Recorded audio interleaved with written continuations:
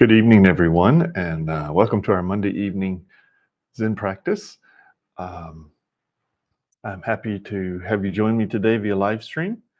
And I am on my laptop today, so my bells and moke talks won't work because Zoom filters that out. Only when I'm at my desktop can I set it for musician status uh, so you can actually hear. Uh, the instruments that go along with it. But that's okay, right? Um, it's all good. So we will start today, as we always do, um, by paying homage to the Buddha and the three refuges, etc. So let me find the right way to share my screen with you.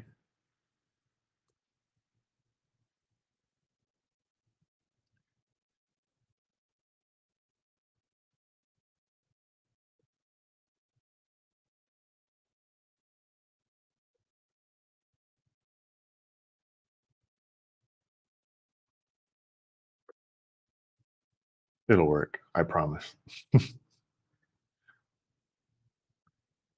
All right. Again, it's not as nice as it is when I'm on my desktop, but it works. So hopefully it's all showing up here.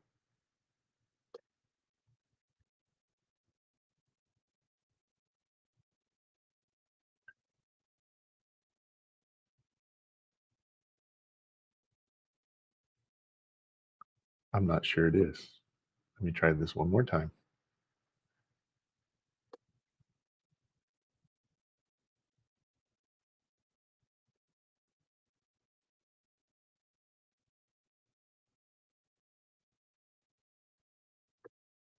Okay.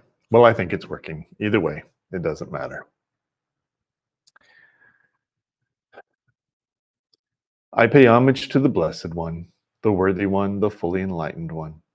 I pay homage to the Blessed One, the Worthy One, the Fully Enlightened One.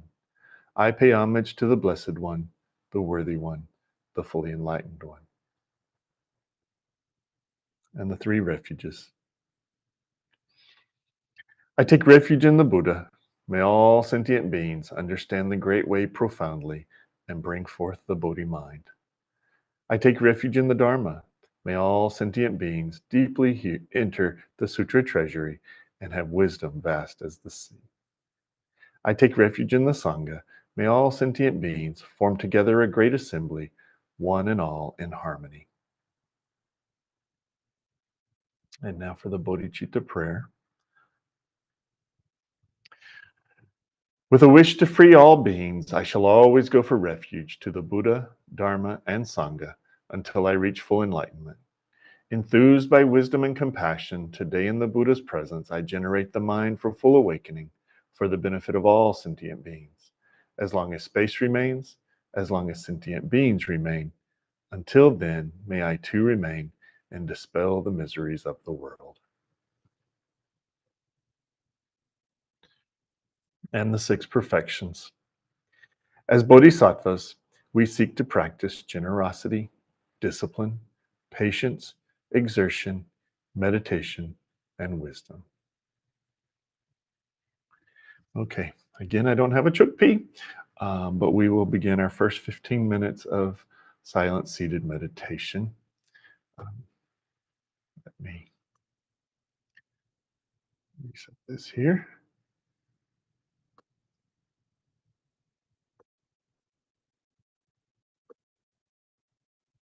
Okay.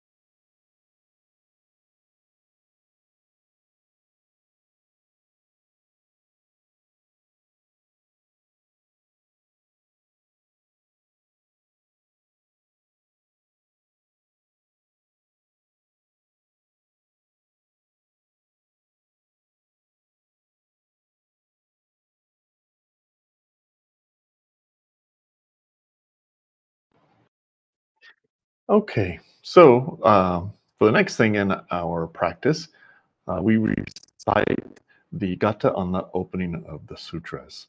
So again, I can pull that up so everyone can see it if you're not familiar with it. Um, it's it's very familiar in Mahayana traditions. Um,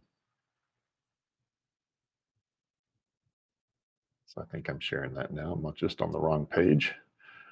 So let's go one more page and it's here. This Dharma, incomparably profound and minutely subtle, is rarely encountered even in hundreds of thousands of millions of ages. Now we see it, hear it, hold and maintain it. May we completely realize the true mind of all Buddhas. All right, so let me stop that. So I've been thinking for the last couple of days, what do I want to talk about today? What do I want to share? Um, that gets to the heart of why we practice and what we hope to accomplish um, from our practice. And by that, I don't mean our collective community practice, though that is included, of course, but I also mean our individual practice. And why do we meditate? Why do we treat others with kindness?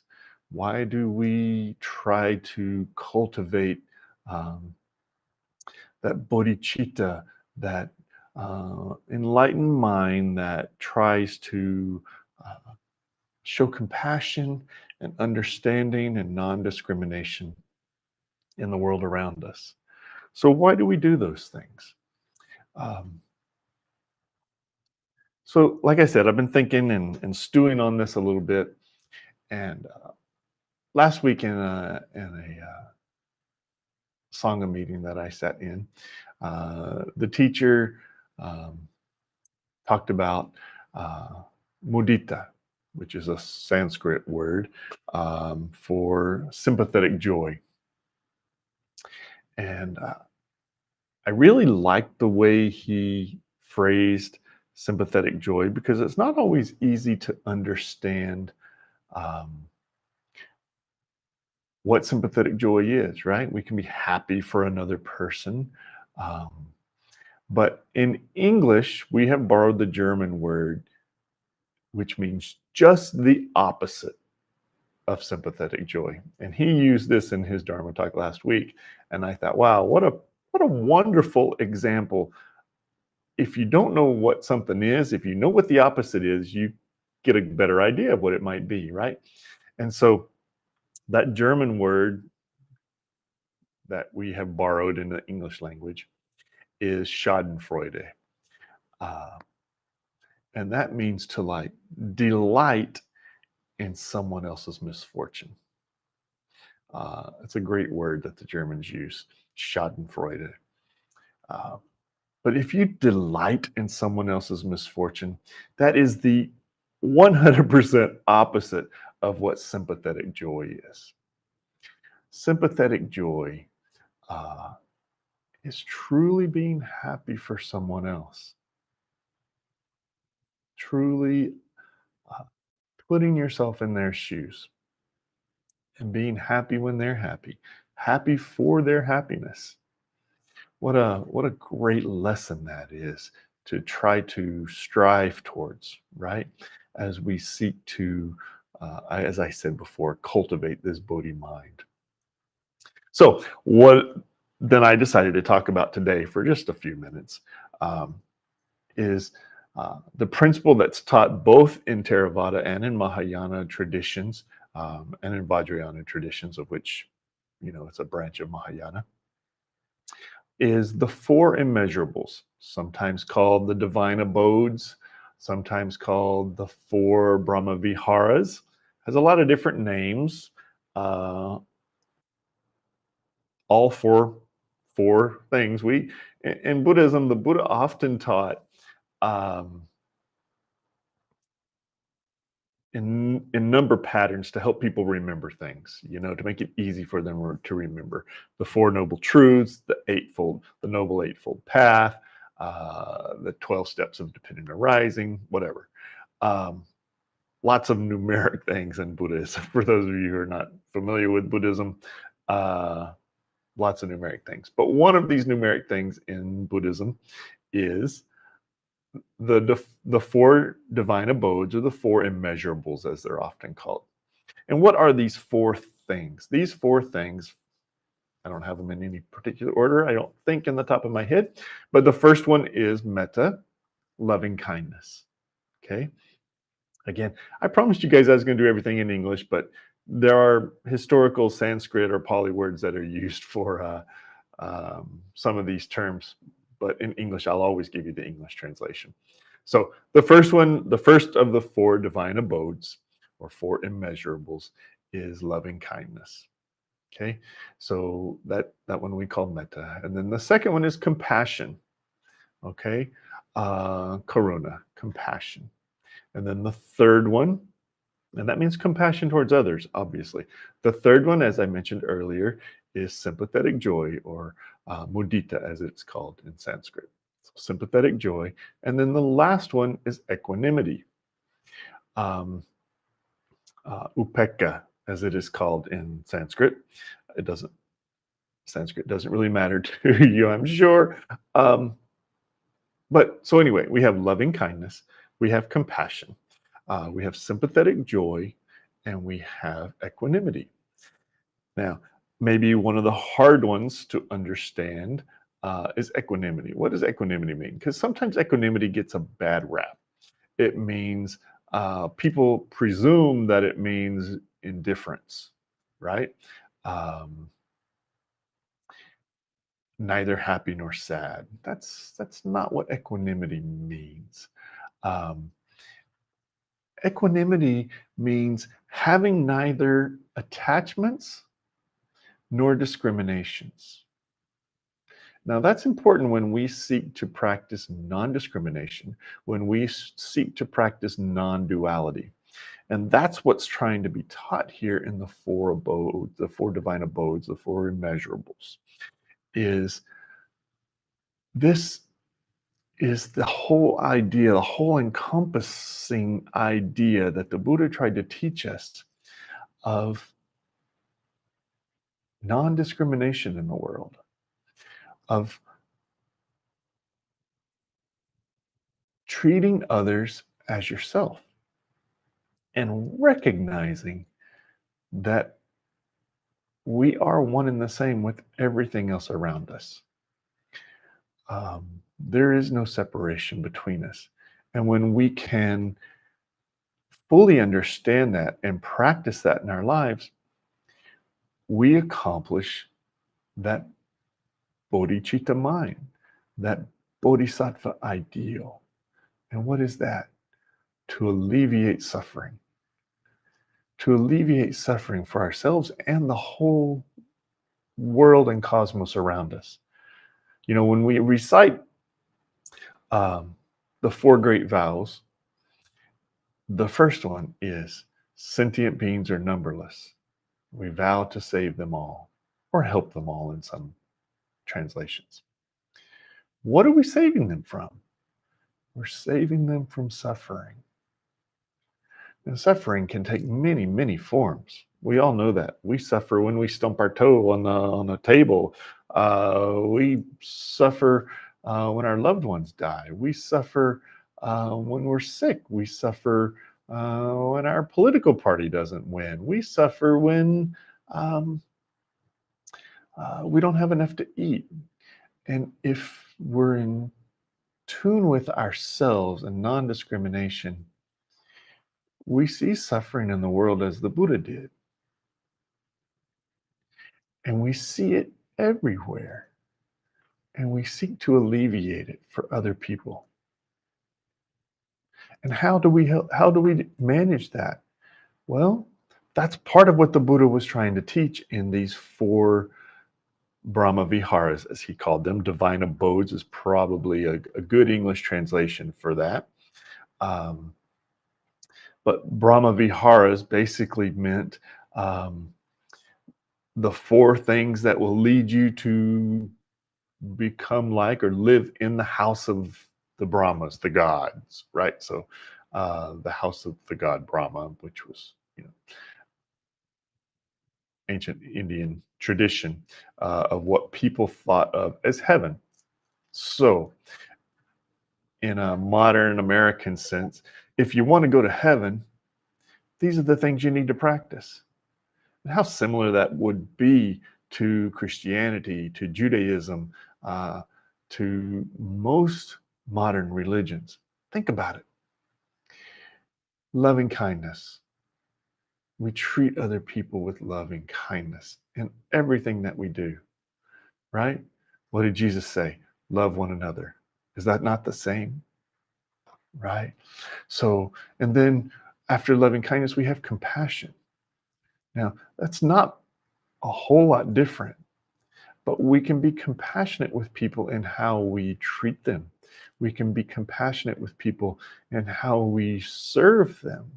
We can be compassionate just when we give a hug and say, I understand what you're going through.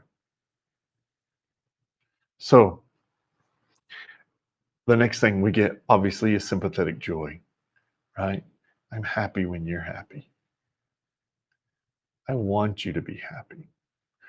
When you have a life fulfilled, it fulfills my life. How important that is, right? And then finally, equanimity, where we do not discriminate, where we don't become so attached to our own ideas and then to our own possessions and everything around us that we ignore our oneness with everyone else.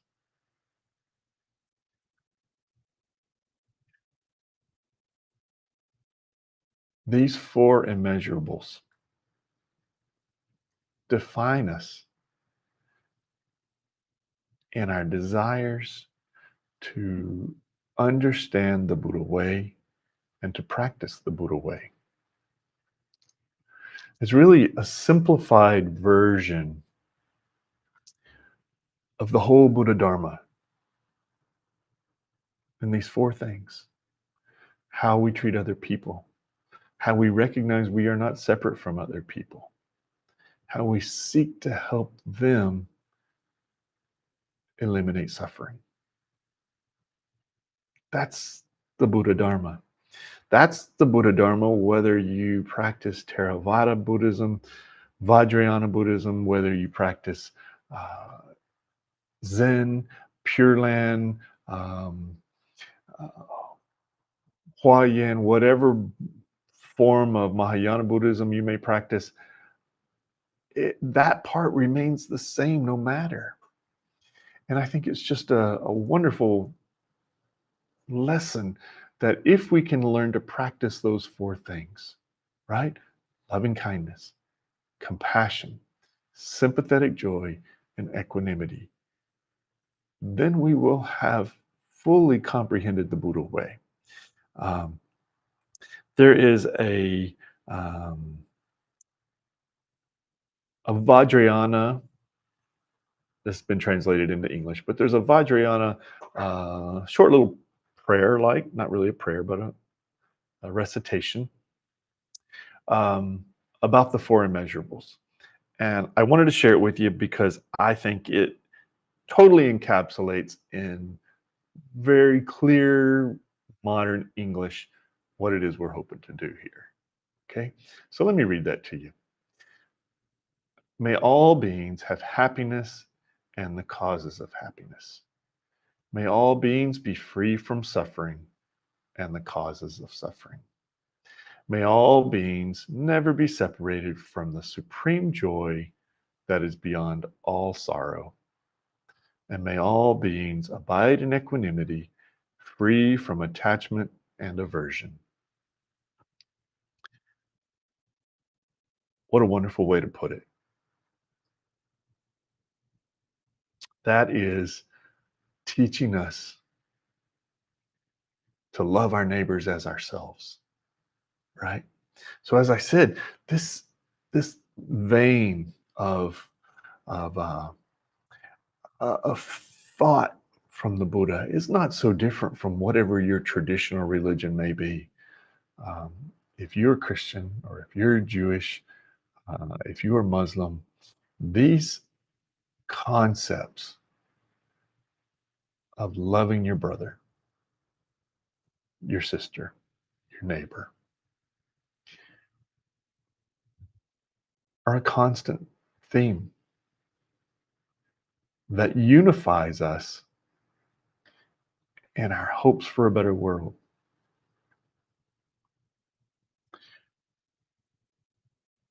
So I wanted to share that with you today, that these four immeasurables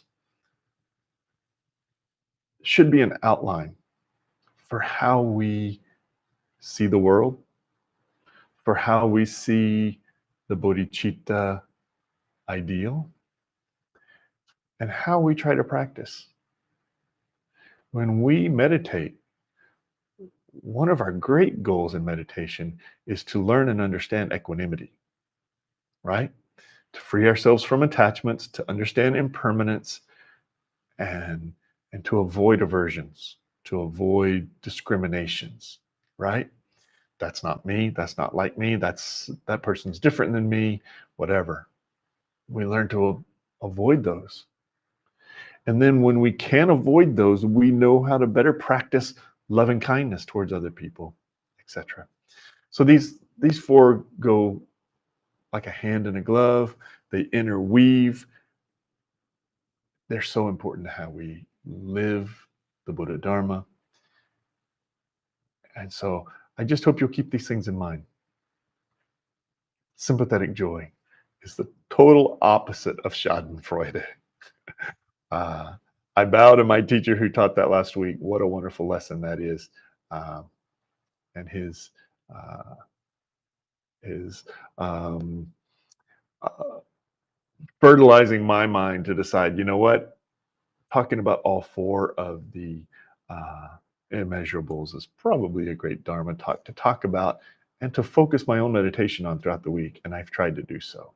So now, as we go into our second uh, 15 minutes of meditation, maybe that's one of the things you want to meditate on is how can I better practice any one of those four particular immeasurables? So thank you.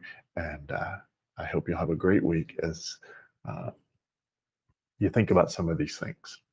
Okay, so now let's go into our um, second 15-minute of seated meditation.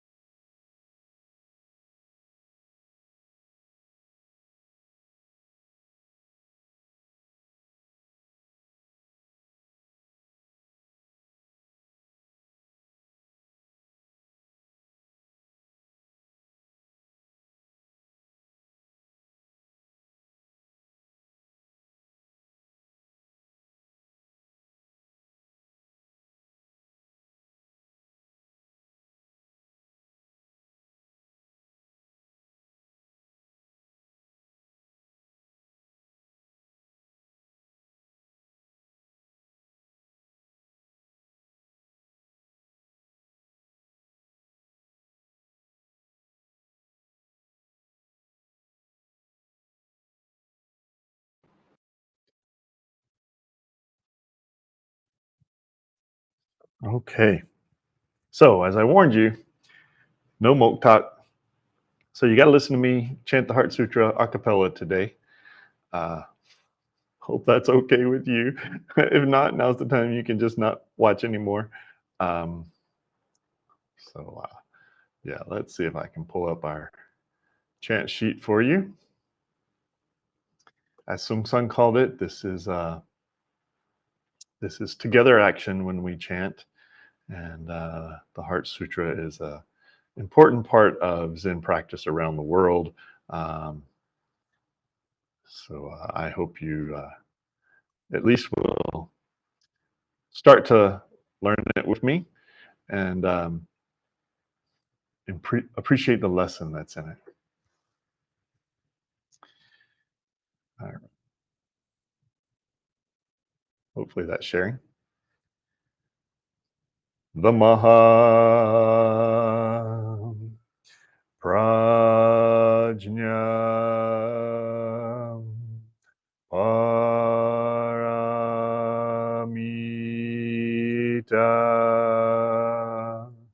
Hridaya Sutra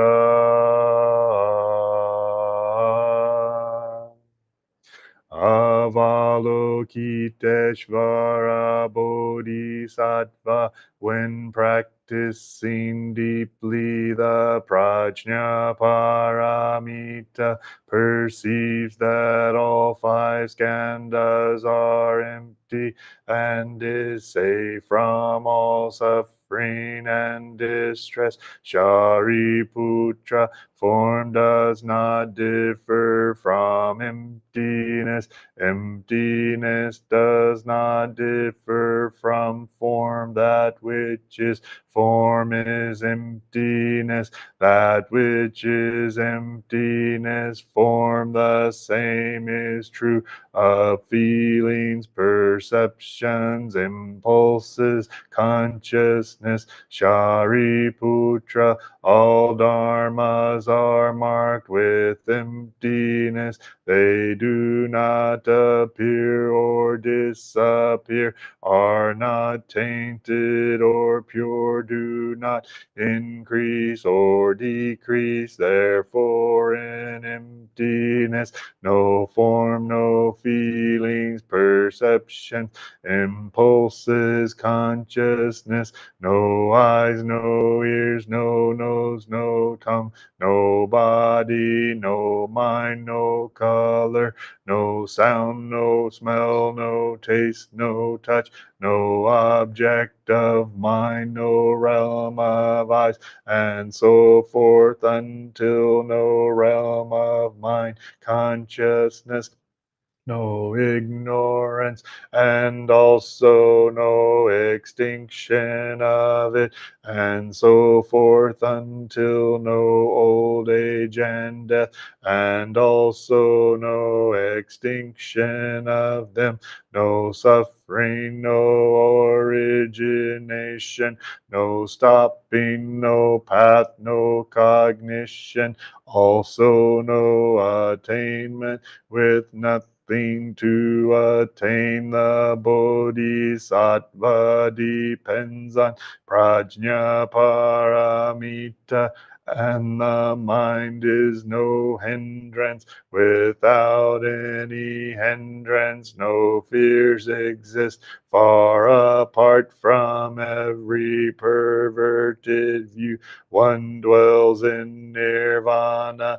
In the three worlds, all Buddhas depend on prajna paramita and attain anuttara samyak sambodhi. Therefore know that prajna paramita is the great transcendent mantra, is the great bright mantra, is the utmost mantra, the supreme mantra, which is able to relieve all suffering and is true, not false. So proclaim the prajna paramita mantra. proclaim the mantra which says Gatte Gatte Para Gatte Para Samgatte Bodhi Swaha Gatte Gatte Para Gatte Para Samgatte Bodhi Swaha Gatte Gatte Para Gatte Para Samgatte Bodhi Swaha. All right. Now we will do our dedication of merit. Again, I don't have a bell, so you'll just have to come along with me here. All sentient beings are one seamless body and pass quickly from birth to death. We remember those who cared for us and are gone, those who are ill, those who are at war, who are hungry, and who are in pain. May they heal and have peace. We especially dedicate our service to Elaine, not Brian, Stephanie, Lindsay, and you can recite the name of someone who you wish to dedicate your service to. All beings in the 10 directions, we subject to the greed, hatred, and delusions of themselves and others. All Buddhas throughout space and time, all honored ones, Bodhisattva, Mahasattvas, wisdom beyond wisdom, Maha Prajna Paramita. And our 4 great vows, just as I promised. Sentient beings are numberless. We vow to save them all. Delusions are endless. We vow to cut through them all. The teachings are infinite. We vow to learn them all. The Buddha way is inconceivable. We vow to attain it. Life and death are of supreme importance. Time passes swiftly by, and opportunities to awaken are easily lost. Strive to realize your true nature. Do not squander your time by night or day. Thank you all for joining me on our live stream today. Um, I hope that the meditation was a good period for you. Uh, don't think of meditation as good or bad, though. Just it is. That's life. Some days good, some days bad. That's what's important to understand about our meditation periods. They just are. They help us to recognize impermanence.